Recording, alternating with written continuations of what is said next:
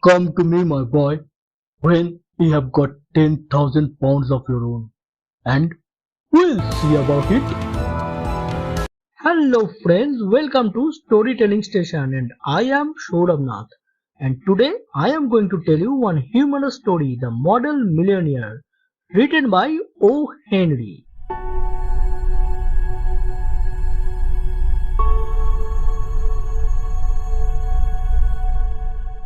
Unless one is wealthy, there is no use in being charming fellow.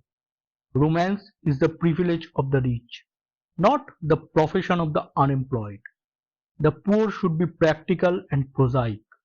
It is better to have a permanent income than to be fascinating.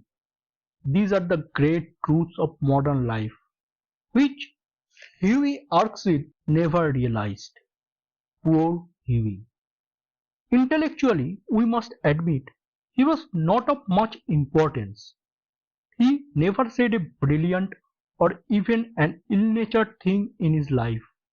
But then he was wonderfully good-looking, with his crisp brown hair, his clear-cut profile, and his grey eyes. He was as popular with men as he was with women, and he had every accomplishment except that of making money. His father had bequeathed him his cavalry sword and a history of the Peninsular War in 15 volumes. Huey hung the first over his looking-glass, put the second on a shelf between Ruff's Guide and Bailey's Magazine, and lived on 200 a year that an old aunt allowed him. He had tried everything. He had gone on the stock exchange for 6 months, but what was a butterfly to do among bulls and bears? He had been a tea merchant for a little longer, but had soon tired of Pico and Souchong. Then he had tried selling dry sherry. That did not answer. The sherry was a little too dry. Ultimately, he became nothing, a delightful, ineffectual young man with a perfect profile and no profession. To make matters worse, he was in love.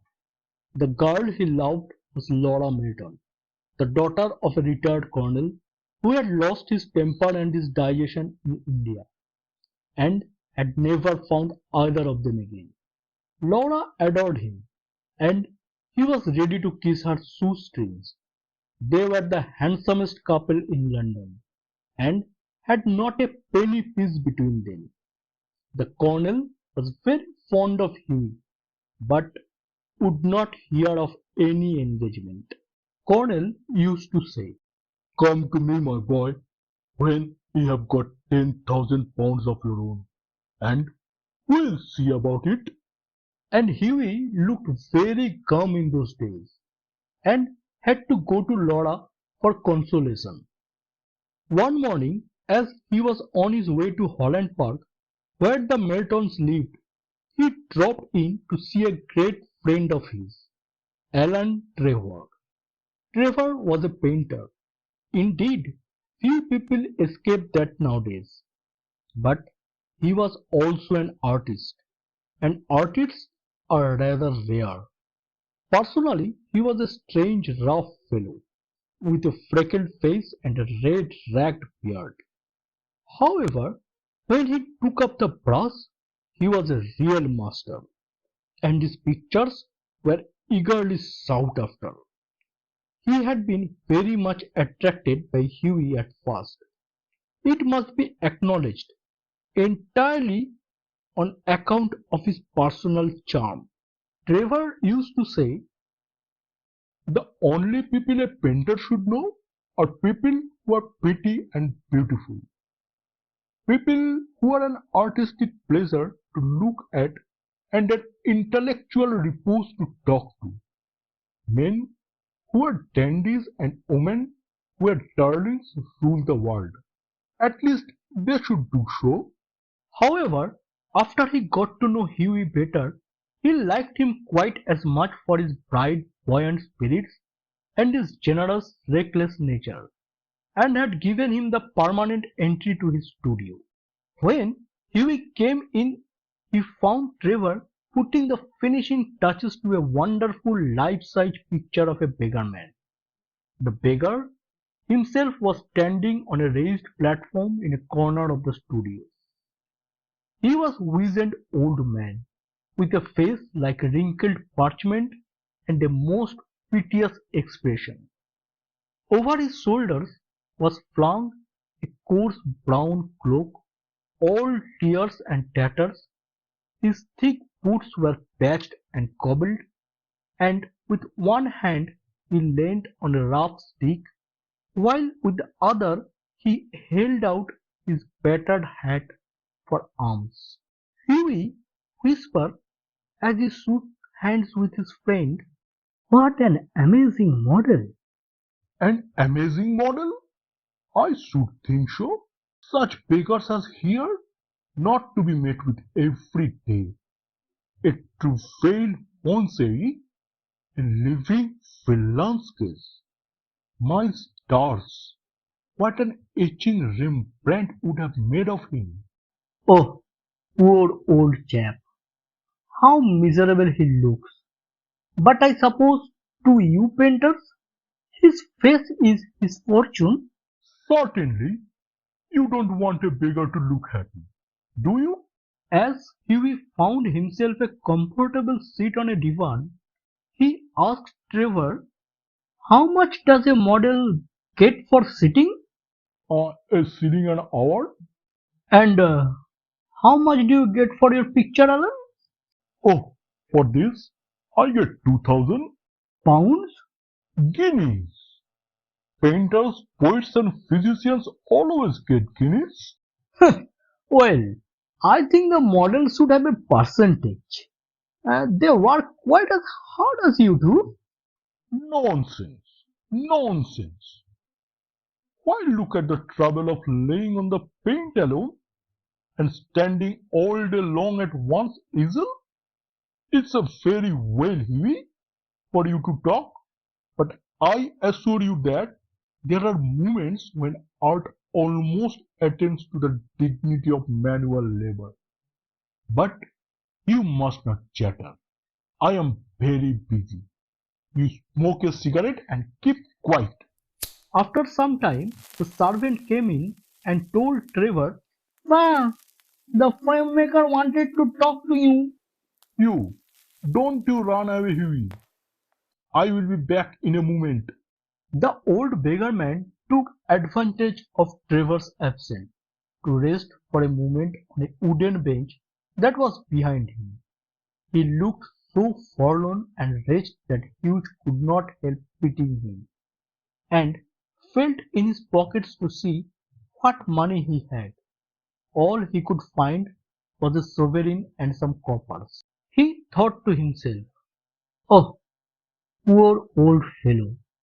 He wants it more than I do, but it means no hansoms for a fortnight." Then Hughie walked across the studio and slipped the sovereign into the beggar's hand. The old man started and faint smile flitted across his withered lips, and said, Thank you, sir. Thank you. Then Trevor arrived, and Hughie took his leave, blushing a little at what he had done. "Hey Trevor, goodbye man, I'll see you later." Okay, goodbye. He spent the day with Laura, got a charming scolding for his extravagance, and had to walk home. That night he strolled into the ballet club about 11 o'clock, and found Trevor sitting by himself in the smoking room, drinking hock and seltzer. "Well, Alan, did you get the picture finished all right?" Finished and framed, my boy. And by the by, you have made a conquest. That old model you saw is quite devoted to you. I had to tell him all about you. Who you are, where you live, what is your income, and what prospects you have. "Oh, my dear Alan, I shall probably find him waiting for me when I go home. But of course you are only joking. Poor old wretch. I wish I could do something for him. I think it is a dreadful that anyone should be so miserable. I have got heaps of old clothes at home. Do you think he would care for any of them? Why his rags were falling to bits? But he looks splendid in them. I would not paint him in a frock coat for anything. What you call rags, I call romance. What seems poverty to you is picture queens to me. However, I tell him of your offer.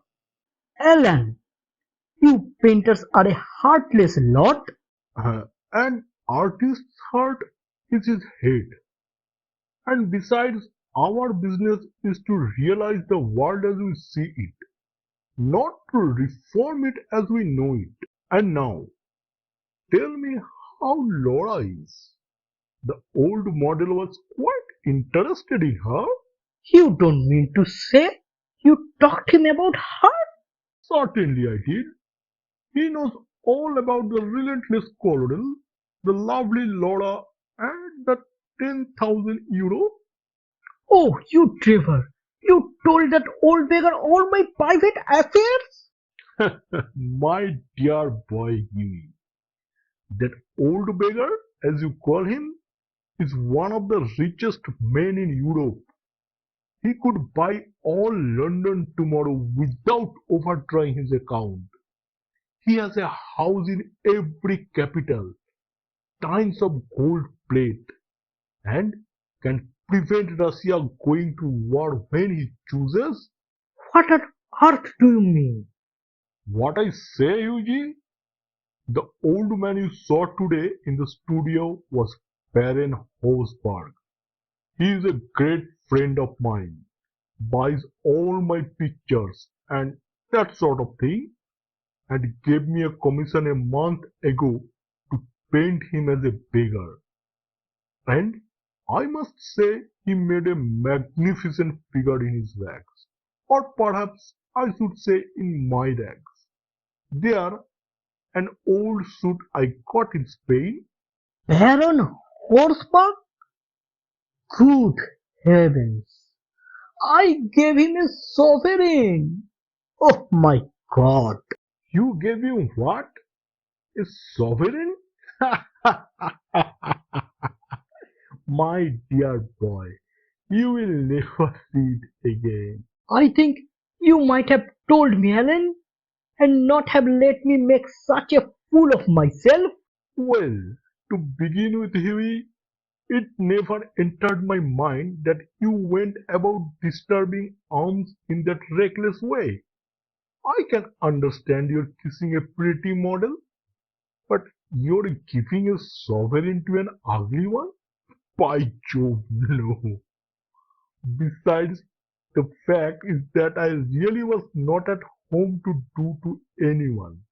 And when you came in, I didn't know whether Herzberg would like his name mentioned. You know, he wasn't in full dress. Oh, what a duffer he must think me.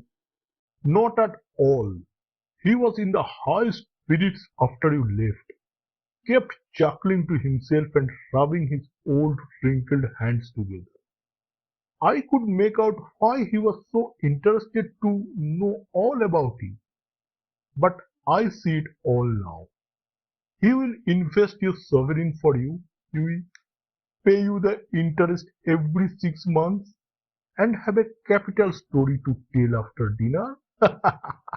Ah, I am an unlucky devil. The best thing I can do is to go to bed.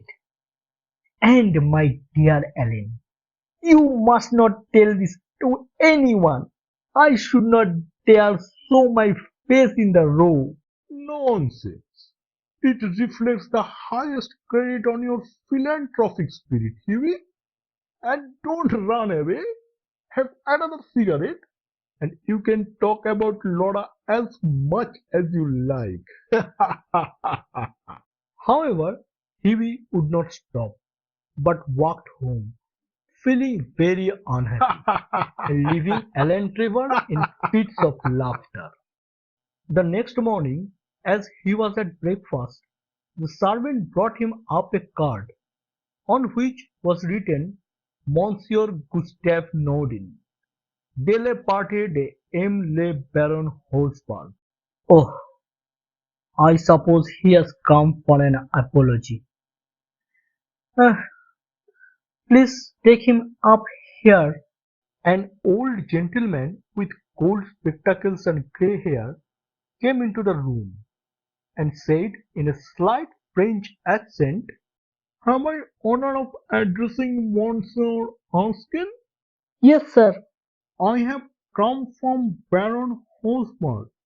The Baron I beg, sir, that you will offer him my sincerest apologies." "The Baron has commissioned me to bring you this letter," the old gentleman said with a smile, and extended a sealed envelope towards him. On the outside was written, "A wedding present to Hugh Ericsson and Laura Merton from an old beggar," and inside was a check for 10,000 euros. When they were married, Alan Trevor was the best man, and the Baron made a speech at the wedding breakfast. Here, millionaire models are rare enough, but by Jove, model millionaires are rarer still. Ha ha ha ha! Congratulations.